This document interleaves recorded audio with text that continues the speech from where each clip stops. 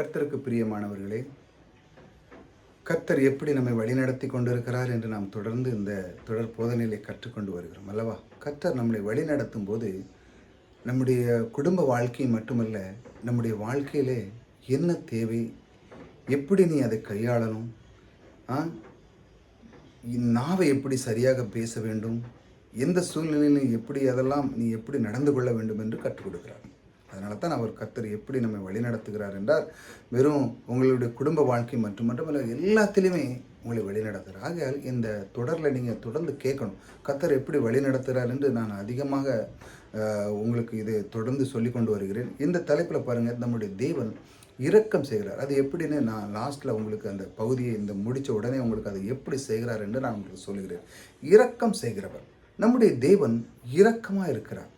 பாருங்கள், எந்த சூழ்நிலையில் நம்மை வஞ்சிக்காமல், நம்ம மேல் கோபம் கொள்ளாமல், நம்மேல் உருகமாக இருந்து நம்மேல் இரக்கமாக இருக்கிற ஒரே தகப்பன் நம் கர்த்தர். ஆகையால் அவருடைய வார்த்தைகளை நாம் தியானிக்கும் பொழுது நம்முடைய உள்ளம் மகிழ்ச்சியாக இருக்கும். அவருடைய வார்த்தை பாருங்கள், ஆண்டவரே நீர் மௌனமாக இருக்கவும்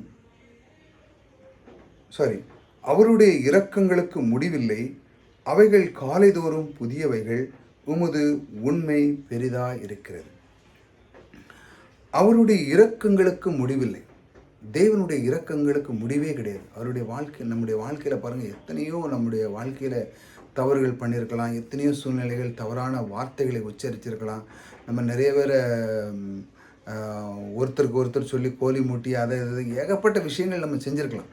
ஆனாலும் பாருங்கள், இந்த பூமியில் இன்னும் நம்மளை வைத்து இன்னும் பாதுகாத்து கொண்டு இருக்கிறாருன்றா அவருடைய இரக்கம் தாங்க. அவருடைய இரக்கம் பாருங்கள், அந்த இரக்கத்துக்கு முடிவே இல்லை. அவைகள் காலைதோறும் புதியவைகள். எப்பவும் புதுசாக அவங்கள பார்க்குறாரு. கிறிஸ்துக்குள்ளே உங்களை எப்பவும் புதுசாக பார்க்குறாரு. பழசெல்லாம் அவர் என்றதே கிடையாது. அதெல்லாம் அவர் தப்பு பண்ணானா கிடையாது. இப்படி அவர் உங்களை கவனித்து கொண்டு இருக்கிறார். நீங்கள் நினைக்கிறேன், ஐயோ நான் அந்த ஒரு 10 வருஷம் முன்னாடி அப்படி பண்ணிட்டேன் இப்படி பண்ணிட்டேன். ஆனால் தேவன் பார்வையில் நீங்கள் எப்படி இருக்கீங்க பாருங்கள். அவருடைய இரக்கங்களுக்கு முடிவே இல்லை. அவர் உங்களை மன்னிச்சிட்டார். ஏனென்றால் கிறிஸ்துவின் சிலுவையின் மரணத்தின் மூலமாக உங்களை மன்னிச்சாச்சு. இப்போ நீங்கள் எந்த பாவத்துக்குள்ளே போனாலும் உங்களுக்கு தெரிஞ்சிடும், இது தப்பு தவறு என்று அழகாக தெரியும். ஆகையால் உங்களை பார்க்கும் பொழுதெல்லாம் கிறிஸ்து எப்படி பார்க்குறாரு பாருங்கள், காலைதோறும் புதியவைகள், உமது உண்மை பெரிதாக இருக்கிறது. தேவனுடைய வார்த்தை என்றும் அது நிச்சயமாக அது பெரிதாக இருக்கிறது. இப்படி தான் அவர் உங்களை வழி நடத்துகிறார். இந்த இரக்கம் செய்கிறவர் பாருங்கள், நமக்குள்ளே இருந்து எவ்வளோ மகிமையாக செய்கிறார் பாருங்கள். முதல்ல என்ன பண்ணுறாரு, அவருடைய இரக்கத்துக்கு முடிவே இல்லை. நம்முடைய பாவங்களெல்லாம் மன்னிச்சிட்டாரு. உங்களை பார்க்கும் போதெல்லாம் கிறிஸ்துக்குள்ளே புதிதாய் பார்க்குறாரு. புதிதானா எப்படி, இப்போ பிறந்த குழந்தை போல். இந்த குழந்தை பிறந்த வேலை அந்த குழந்தைக்கு மேலே ஏதாட்டு நீங்கள் பார்ப்பீங்களா, அது ஒரு பாம்பு பண்ணியிருக்கு, அது பண்ணியிருக்கு, இது பண்ணியிருக்கு, எதுவுமே அந்த குழந்தை மேலே நீங்கள் ப்ளேம் பண்ண முடியாது, ஒன்றும் முடியாது, அது கூட ஒன்றுமே நீங்கள் சொல்ல முடியாது. அந்த மாதிரி தான் தேவன் உங்களை பார்க்குறார். உங்களை ஒரு குழந்தை போல உங்களை பார்க்குறார். இந்த குழந்தை இவங்ககிட்ட ஒரு தவறு கிடையாது. இவன் எப்பொழுதும் புது சிருஷ்டியாகவே நான் இவனை வைத்திருக்கிறேன். இந்த அளவுக்கு ஒருவர் இரக்கம் செய்கிறவர் நமக்குள்ளே இருக்கிறாருங்க. தேவனை அண்ட சராசரி படைத்த தேவனை சில பேர்கள் வேறு விதமாக சித்தரித்து பேசுகிறாங்க. அவர் அப்படி செய்வார், காலை உடைப்பார், இப்படி உடைப்பார், அப்படி செய்வார். அவர் சொல்லார், நான் உன்னை ஒரு நாளும் விட்டு விலக மாட்டேன், உன்னை கைவிட மாட்டேன்னு சொல்லார். நான் உன்னை சிருஷ்டிக்க மாட்டேன், உன்னை தப்பு பண்ண. தவறு எங்கே நடக்கிறது அப்படின்னு நான் உங்களுக்கு சொன்னேன்னா, நீங்களே தான் போய் விழுந்துடுறீங்க. உங்களுக்கே தெரியும் இது தவறுன்னு சொல்லி அதுக்குள்ளே நீங்கள் போய் விழுறதுன்னா அது நீங்கள் தான். கர்த்தர் மேலே நீங்கள் ப்ளேம் பண்ணவே முடியாது. எந்த ஒரு காரியம் நீங்கள் யோசித்து பாருங்கள், எத்தனையோ ஒரு 2 வருஷம் முன்னாடி நீங்கள் யோசித்து பாருங்கள், எந்த ஒரு தவறு நடந்தாலும் அது ஒரு காரணமே நீங்கள் தான் இருந்திருப்பீங்க, வேறு யாருமே இருந்திருக்க மாட்டீங்க. உங்களுக்கு நல்லா தெரிஞ்சிருந்து நீங்கள் அதில் போய் விழுந்திருப்பீங்க. பாருங்கள், நீங்கள் நல்லா யோசித்து பாருங்கள். அப்படிங்கும்போது நீங்கள் கர்த்தர் மேலே பலி பண்ணவே முடியாது.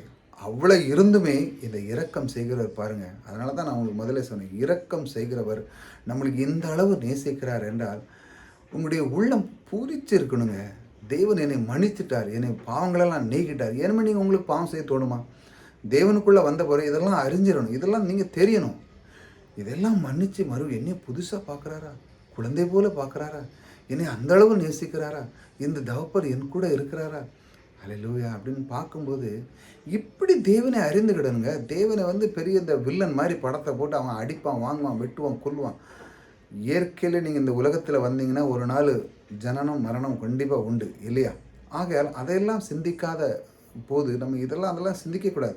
சிந்திக்காமல் தேவனுடைய உள்ளத்தை நாம் அறியும் பொழுது உங்களுடைய வாழ்க்கையில் இந்த உலகம் பூரா பிரச்சனையிலே தான் ஓடிட்டுருக்கு. ஆனால் உங்களுக்கு தேவன் இளைப்பாறுதலும் இரக்கத்தையும் தருகிறவர் உங்களுக்குள்ளே இருக்கிறார். மனுஷன் இதை தான் அறிஞ்சுக்கிடலாம்.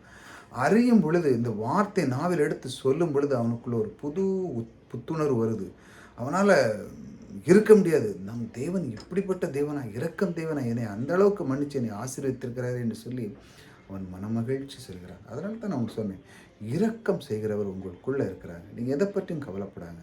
புதிதாக வந்து சப்ஸ்கிரைப் பண்ணுங்க. தொடர்ந்து தேவனுடைய வார்த்தை கர்த்தர் எப்படி வழிநடத்துகிறார், அந்த வழிநடத்தல் மூலம் நம்முடைய வார்த்தை கொண்டு என்னை எப்படிலாம் இந்த உலகத்திலே கொண்டு செல்கிறார் என்று பார்ப்போம். கர்த்தர் உங்களோடு கூட இருக்கிறார்.